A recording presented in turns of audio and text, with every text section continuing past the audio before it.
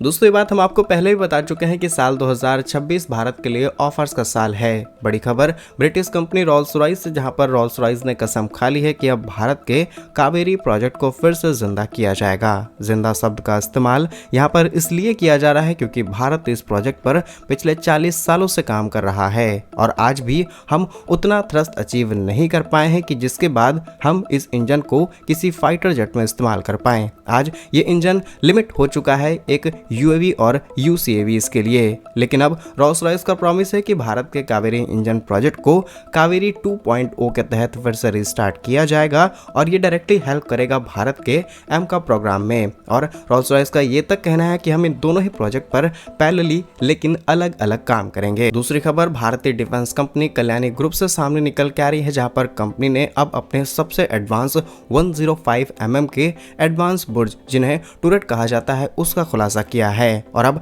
हल्के टैंक दुनिया में और ज्यादा पावरफुल बन जाएंगे, स्पेशली हमारी सेना को और ज्यादा ताकत मिलने वाली है। तो जानते हैं आज के इस वीडियो में दोनों ही इंपॉर्टेंट अपडेट डिटेल्स में। यदि आपको हमारा काम पसंद आए तो वीडियो को लाइक और चैनल को सब्सक्राइब जरूर कीजिएगा। तो खबर कुछ इस तरीके से है कि ब्रिटिश इंजीनियरिंग और दिग्गज इंजन निर्माता कंपनी रॉल्स रॉयस ने भारत के स्वदेशी इंजन कार्यक्रम को लेकर के बहुत ही लॉन्ग टाइम प्रस्ताव पेश किया है। रिसेंटली रिपोर्ट्स के मुताबिक कंपनी अब केवल AMCA that is advance medium combat aircraft ही नहीं बल्कि इसी के साथ पुराने कावेरी इंजन के प्रोजेक्ट को फिर से रिवाइवल करने की रुचि दिखा चुकी है। रॉल्स रॉयस का यह नया प्रस्ताव भारत को इंजन सेक्टर में आत्मनिर्भर बनाना और भारत को इंडिपेंडेंट करना है फ्रांस की साफरान और अमेरिका की जनरल इलेक्ट्रिक से। तो इस रिपोर्ट के 4 इंपॉर्टेंट पॉइंट हैं। पहला है कावेरी 2.0 के अंदर आखिर रुचि क्यों है रॉल्स रॉयस की। दरअसल रॉल्स रॉयस ने सिग्नल दिए है कि वे डीआरडीओ के साथ मिलकर के कावेरी इंजन के कोर और एडवांस टेक्नोलॉजी को अपग्रेड कर सकते हैं। लक्ष्य है कि इसे हम उस थ्रस्ट तक ले जाएं जिससे ये किसी फाइटर जेट में इजीली फिट हो पाए एंड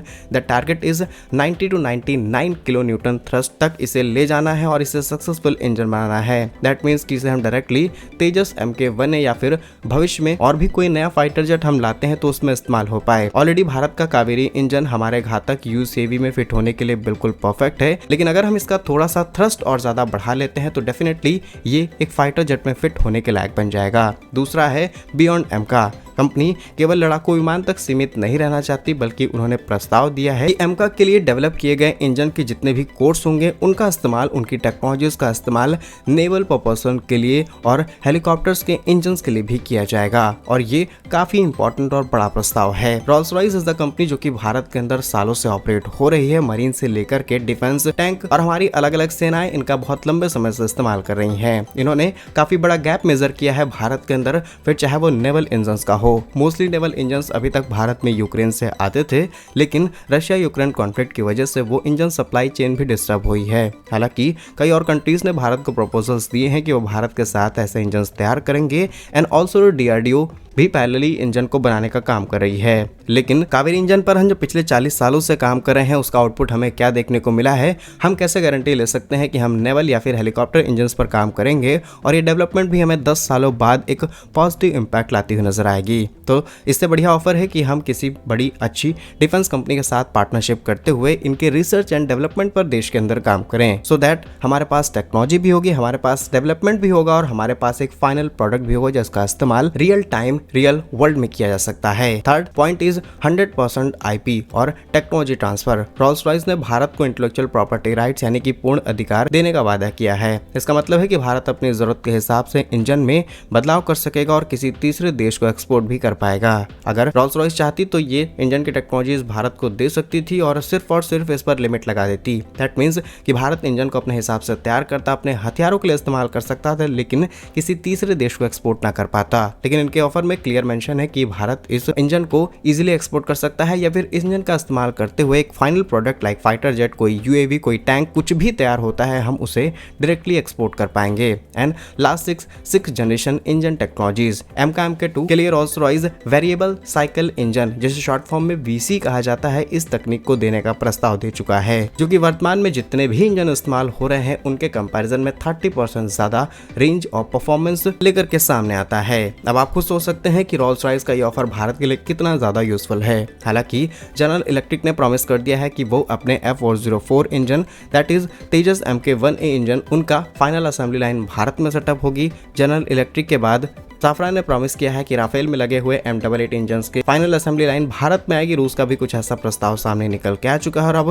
रोल्स रॉयस ने जो पहले प्रॉमिस किया था कि वो भारत के सिर्फ M का प्रोग्राम पर काम करेंगे, दे आर अनाउंस कि अब हम कावेरी इंजन पर भी एक साथ काम करने की तैयारी में हैं। और इससे भारत को क्या फायदा होगा, जरा इसे भी समझिए। भारत पिछले 40 सालों से एक स्वदेशी लड़ाकू जेट इंजन बनाने की कोशिश कर रहा है, जिसे हम कावेरी नाम से जानते हैं, और अभी तक इसमें बहुत बड़ी सक्सेस हासिल नहीं कर पाए हैं। हालांकि इस डेवलपमेंट में जो एक्सपीरियंस हमें मिला है वो आने वाले इंजन में हमारी हेल्प करेगा। इससे भारत के अंदर स्वदेशी इकोसिस्टम डेवलप होगा। रोल्स रॉयस की हेल्प से भारत के अंदर हजारों नौकरियां पैदा होंगी और भारत तीसरे देशों को आसानी से एक्सपोर्ट कर पाएगा और विदेशों पर हमारी निर्भरता खत्म होगी। तो रोल्स रॉयस का ये ऑफर एक्सेप्टेबल है या फिर नहीं, कमेंट में जरूर बताइएगा। दूसरी अपडेट की बात की जाए तो कुछ इस तरीके से है कि क्या अब भारत हल्के टैंकों की दुनिया की महाशक्ति बनने जा रहा है। रिसेंटली एक खबर ने सबको हैरान कर दिया। बाबा कल्याणी ग्रुप के अंडर काम कर रही कल्याणी ग्रुप ने अब तक सबसे एडवांस 105 mm के एडवांस बोर्ड्स का खुलासा किया है। यह कोई साधारण तोप नहीं, इसे खास तौर पर उन इलाकों के लिए डिजाइन किया गया है जहां पर भारी भरकम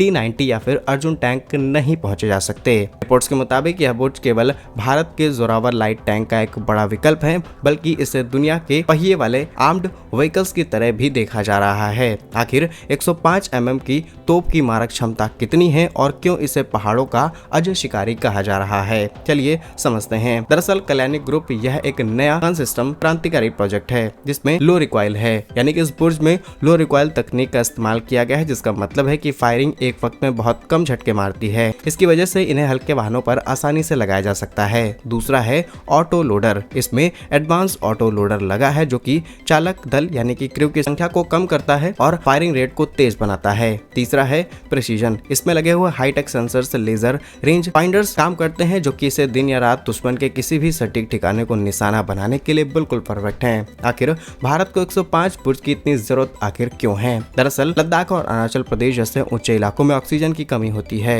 और रास्ते भी बहुत सकरे होते हैं। यहाँ भारी टैंक 40 से 50 टन वाले इंजन फेल हो जाते हैं और धंसने का भी डर बहुत ज्यादा बना रहता है, लेकिन लाइन टैंक इजिली यहाँ पर सर्वाइव कर सकते हैं। एडवाइजरीज की बात की जाए तो चीन ने ऑलरेडी बॉर्डर के पास अपने टाइप 15 लाइट टैंक तैयार कर रखे हैं। कल्याणी ग्रुप का यह बुर्ज टैंक भारतीय सेना के लाइट टैंक प्रोजेक्ट जोरावर को और भी घातक और हल्का बनाने में मदद करता है। अच्छी बात यह है कि इसकी मोबिलिटी और ज्यादा अच्छी है। C-130J जैसे ट्रांसपोर्ट विमानों से दिन रात कहीं भी किसी भी जगह आसानी से डिप्लॉय किया जा सकता है। हालांकि कल्याणी ग्रुप कुछ और प्रोजेक्ट पर भी काम कर रही है। रिपोर्ट्स के अनुसार इस बुर्ज में स्वदेशी WHAP यानी कि व्हील्ड आर्म प्लेटफॉर्म पर लगाया जा सकता है और इससे भारत को ऐसा मोबाइल गन सिस्टम मिलेगा जो कि सड़क और उबड़ खाबड़ रास्तों पर 80 से 100 किलोमीटर की रफ्तार पर भगाया जा सकता है और भागते हुए ये हमला कर सकता है। और अच्छी बात यह है कि जैसे ही भारत इसके प्रैक्टिकल दिखाना शुरू करेगा वैसे ही भारत के एक्सपोर्ट के रास्ते खुल जाएंगे। कई देश स्पेशली मिडिल ईस्ट से तो इसके इंटरेस्ट भी आने शुरू हो चुके हैं। बाकी क्या कुछ कहना है इस पूरी रिपोर्ट पर कमेंट्स अपनी राय जरूर लिखिएगा। भारत के ऐसे ही वीडियोस पाने के लिए वीडियो को लाइक, चैनल को सब्सक्राइब जरूर कीजिए। वंदे मातरम, भारत माता की जय।